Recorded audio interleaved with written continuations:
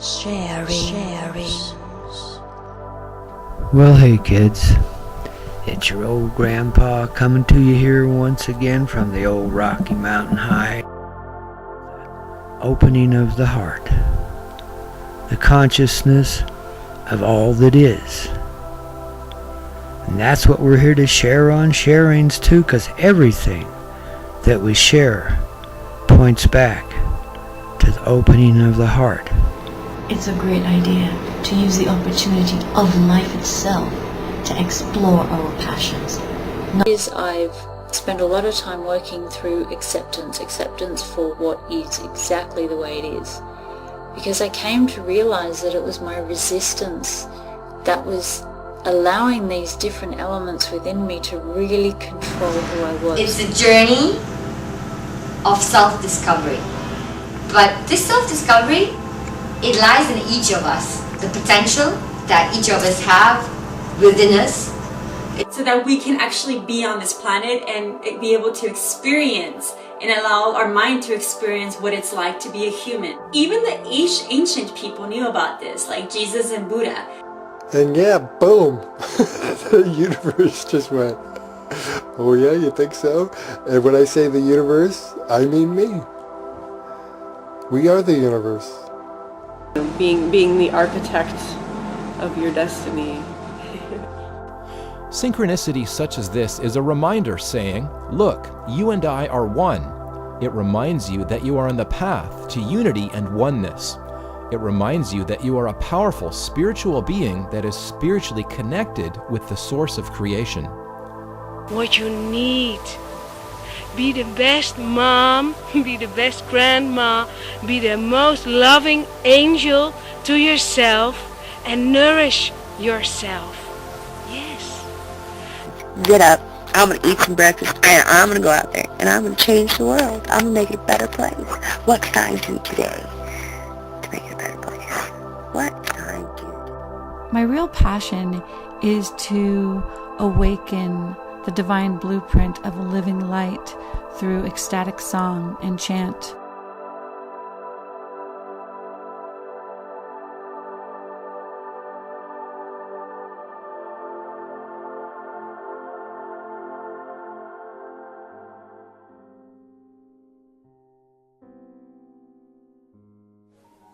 Hello everybody, this is Monica again to talk about self-love.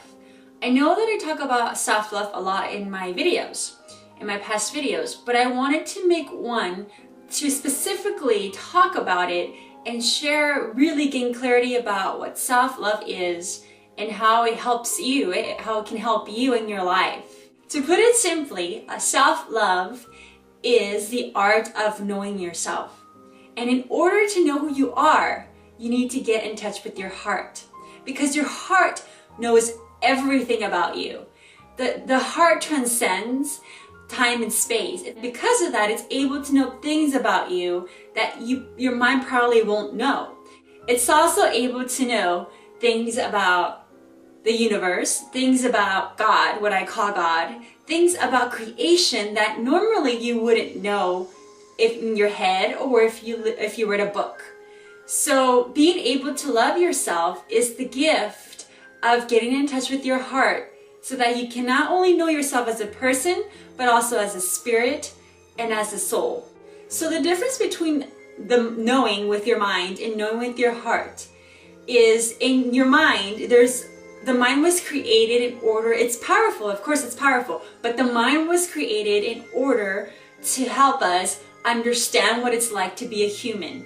The heart, on the other hand, is kind of like a gate or kind of like a bridge. It connects what I call God to who we are and to our spirit so that we can actually be on this planet and be able to experience and allow our mind to experience what it's like to be a human. Even the ancient people knew about this, like Jesus and Buddha. They talked a lot about self-love and getting in touch with your heart, because your heart is where God lives. It's where the core of your being is. And I know I've known several people, or I've met several people in my life who they've told me that they feel empty inside. The emptiness inside happens when we are out of touch with our hearts, with what we call God, with Source. And in order to be able to feel that emptiness, we need to start getting in touch with our heart and making choices based on that, instead of what we think we're supposed to do or what society tells us that we're supposed to do in order to fit in to what is considered the standard in order to be a successful human being, according to the people who have created society based on their heads and not on their heart. Living from my heart has helped me in the sense that I'm able to make choices and decisions based on what feels right in my heart. And usually whatever decision I make based in my heart is the correct one for me.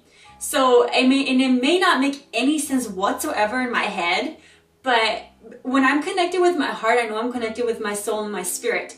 And when I listen to that voice, things seem to work out nicely for me, and they also seem to be more in harmony with where I want to be in life, or where I want to go in life, and the kind of people I want to be in life and surrounded by.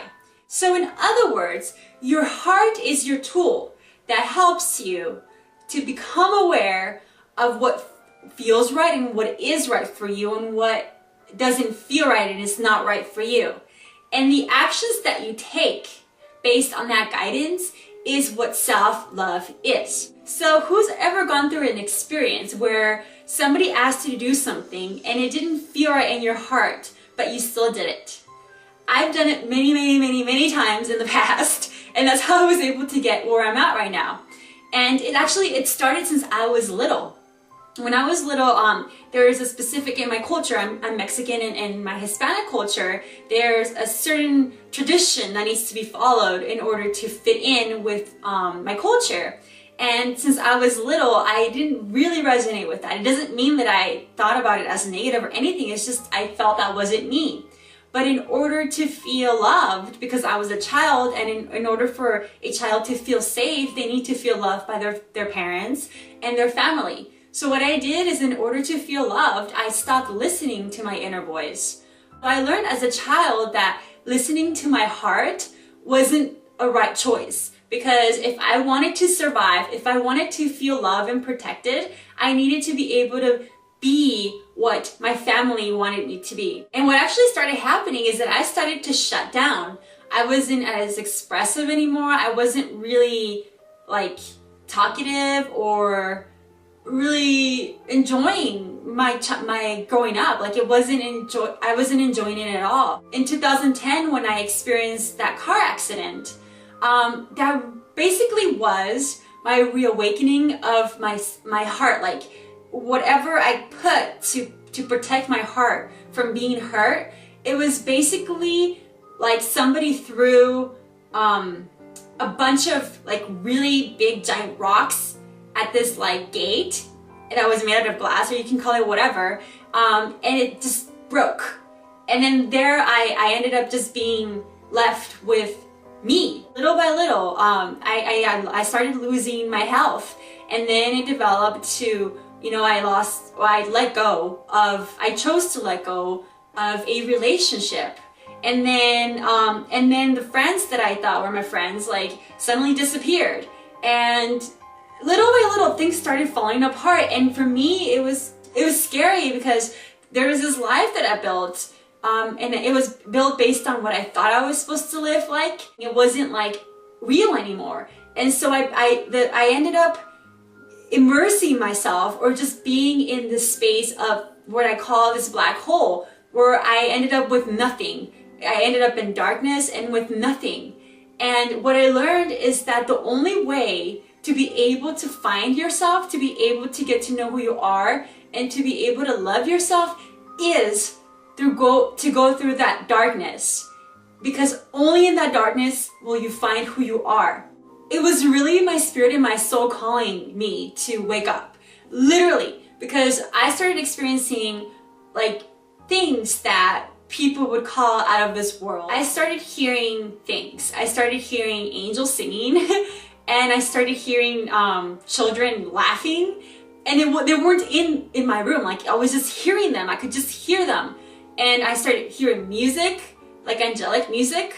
I started seeing orbs. I started having really, really intense dreams where I was being guided to take steps to heal from my health issues. I had a really, really, really powerful dream that I normally don't share with people because it's really close to my heart. But I'm going to share it because this is important that people know. And this is how I was able to become aware that the whole idea of getting in touch with your heart and how Jesus and Buddha, this is what they preached when they were on this planet. This is what helped me become aware of that. So in this dream, I was in this desert and I was on a cliff on this desert. And there was this man next to me, but I couldn't see him. I could only hear him. And I was talking to him about something. I don't remember what. But somehow he said to me, Monica, everything's gonna be okay. And that's all I wanted to hear from somebody at that time, because literally it was a very scary experience having to go through, having to give up everything that I created and have nothing except me and not knowing who I was either. And so this guy with a really powerful voice told me that everything was going to be okay, and somehow I believed him. And then what he did is he pointed over like this, and he was wearing, I could see his arm, only his arm, and he was wearing like this white cloth, this wardrobe that has like white stuff on it. And as he pointed over, I looked to where he was pointing, and literally right at the edge of a cliff, I saw Jesus standing like this. I only saw his back, but he was standing like this and ready to jump off the cliff. And like, I used to have dreams with Jesus when I was little, but for it to happen again and for it to be like he's about to jump off, kind of like guiding me like, I'm here with you, you're not alone. That was what I needed at that time, because I didn't feel like I had any support from anybody. Like, seriously, I went through this by myself, this whole experience by myself, and to know that although I didn't have a physical person that was here with me, I actually had a being that was supporting me and helping me to get through this phase of my life. One of the biggest advice for people who are going through a phase where they feel empty inside is, my biggest advice would be that when you feel that way, that's basically your spirit, your soul calling for you. It's calling you to come back to you, to come back home.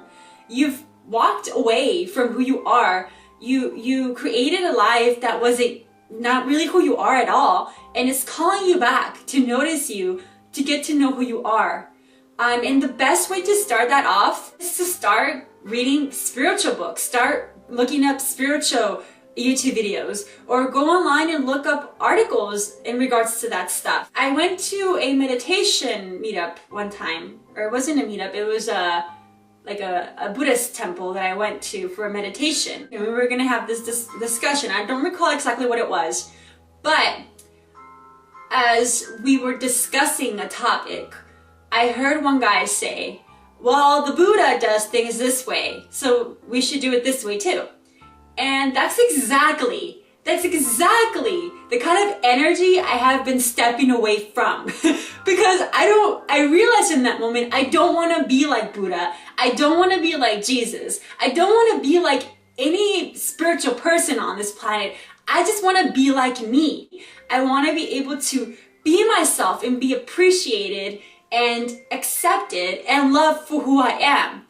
And when I became aware of that, that really pushed me to understand that in order to feel that way, that I really needed to learn how to appreciate and love myself first. And that's when I became aware of self-love. So I want to share some tips that I used in the beginning of my journey to help me empower my self-love through listening to the guidance of my heart. Some of these are really simple exercises that I highly recommend, and they might feel kind of silly, but they really do work. So one of them is when you meditate. I highly recommend that you meditate, because meditation is the space for your mind to be silent and for you to go back into your being and to be able to get back in touch with your spirit. And that's incredibly important in order to get in touch, to fill that void, and to get in touch with your spirit and your soul and your heart again. What I like to do, and I still do it till today, is when I meditate, I like to put my hand, so this, let me show you this. So basically you put kind of like, to guide you, you put your finger underneath your thumb underneath your armpit, and then you reach over to the center of your chest, and you can just let go. And what you're doing here is that you're touching your heart chakra, which basically what happens is when you're meditating, you close your eyes. When you're meditating, it helps your brain get programmed to focus here. And it helps your brain to stop thinking so much. So if you just close your eyes and do this for 10 minutes, it's training, it's retraining your mind. It's reprogramming your mind to focus here instead of focus, on what happened yesterday, or what's going to happen tomorrow, or how, if I'm hungry or if I'm not hungry, or whatever. Another tool that you guys can use is a very simple, basic tool, and that is taking care of your physical needs. When I say this, I'm talking about when you're hungry. How many people, when they're hungry, do they actually get up and go eat? Now, especially if you're a female, many women don't do that. Like, if we're hungry, we'll think we're hungry, but then we keep doing other things and get distracted from other things or whatever. Taking the time to notice that you're hungry and going out to eat something, especially if it's something healthy, which I highly recommend, is the most simple act of self-love you could do for yourself, because you're feeding your body. And remember, you can't be here as a human if you don't have a body. And if you don't take care of your body, you're not going to be here for much long. So you need to be able to nurture it from the most basic needs, which is the physical need. And what that does too is that it helps ground us. Our bodies, our physical bodies, if you can just look at the body as just a physical thing, just for right now. And if you think about the chakras, the body represents the root chakra, which is the first chakra, which is down here. And so that means that when you feed yourself, when you give the time to go feed yourself, to go use the restroom when you need to use it, when you're thirsty, to go drink some water, doing basic things like that when you're tired, to take the time to go to sleep, what you're doing is you're grounding yourself, which is the reason, that's the reason why it's called the root chakra. You're rooting yourself back into you, back into your physical being. And that's another act of self-love. So that's another thing that you can start doing to help you reconnect back with yourself and to be able to love yourself more.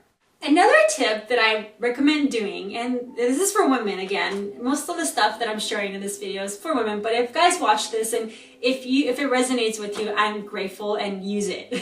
But what I started doing is as a way of expression, because expression is basically the ability to express yourself through your spirit. And so what I started doing, and it sounds kind of silly, but I started, when I would wake up in the mornings, I would open my closet to see what I was going to wear. And I would pick the first thing that stood out. So if there was a shirt that stood out and for some reason that's what I gravitated towards, that's what I would wear. And then I would base my whole wardrobe based on that. So I highly recommend doing that, because that's also teaching you to listen to your heart. It's another tool, because when you do that, it's actually guiding you. It's actually your heart guiding you. And the more that you do these little tools like these, the stronger that the guidance gets, and then it's easier to hear it. Another step that I also did was, and I still do till now, and I feel kind of silly sharing this, but it really does help. is to hug yourself. Just put your arms around and hug yourself and tell yourself, I love me, I love me, I love me, I love me. Do that every day in the morning, right when you wake up. Just do that. Just do it for like even a minute. Just say, I love you, self, I love you, self, I love you, self. And just keep repeating it until you believe it. The more that you do this too, the more that you appreciate yourself, and the more that when you go out into the world that you are able to have healthier boundaries, because you're able to have a sense of yourself again. And also you're able to do things that resonate with you, and the things that don't resonate with you, you'll feel them because your heart will feel compressed. The last tip that I want to share, and these are all super basic tips, because I want to make it easy for people who are just starting off to be able to start on the path of self-love. I want to make it easy for you guys to start. So another tip that you do is basically doing kind of like you check in with yourself. Like if you don't know something, you're not sure about something, and you want to gain clarity. And this may take a few tries. The first time it may not work, but just keep trying. And with the other tips that I just shared with you guys, it's gonna get stronger, and then you'll know it.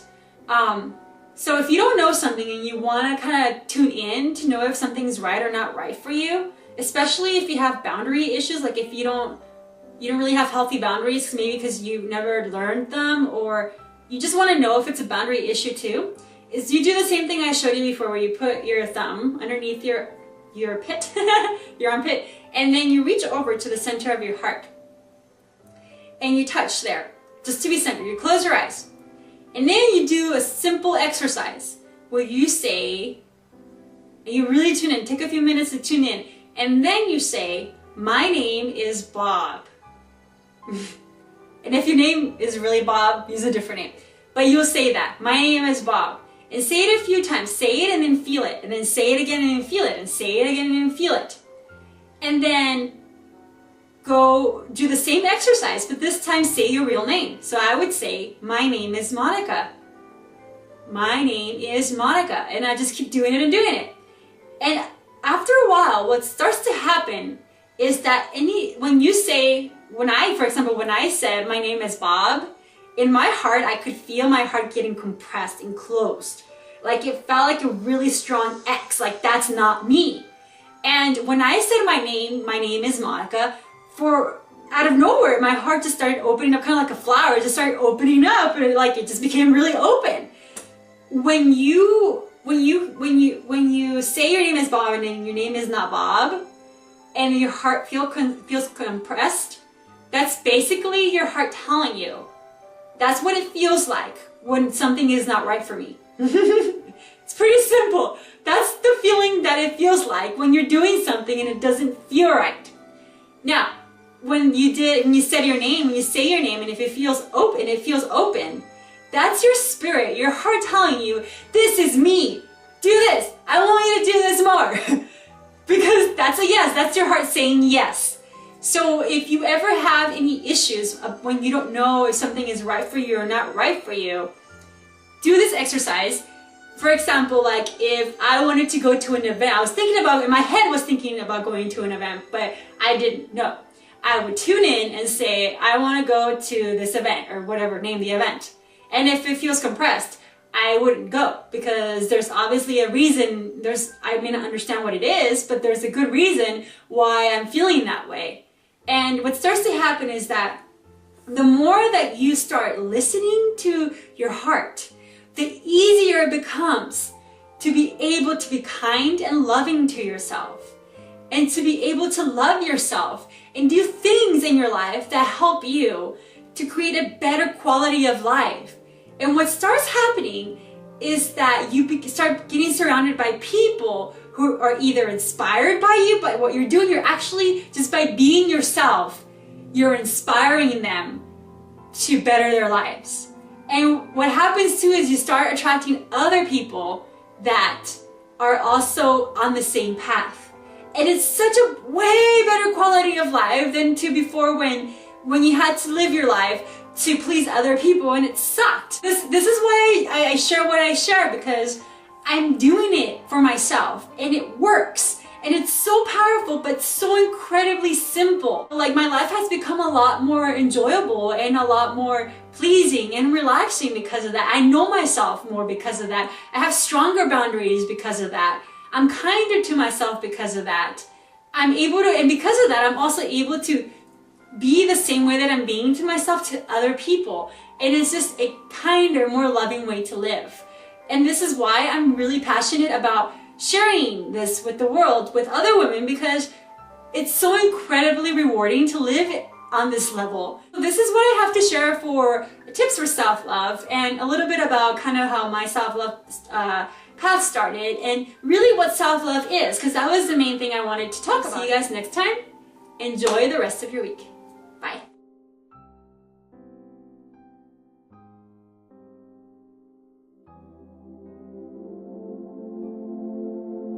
Understand the concept of love.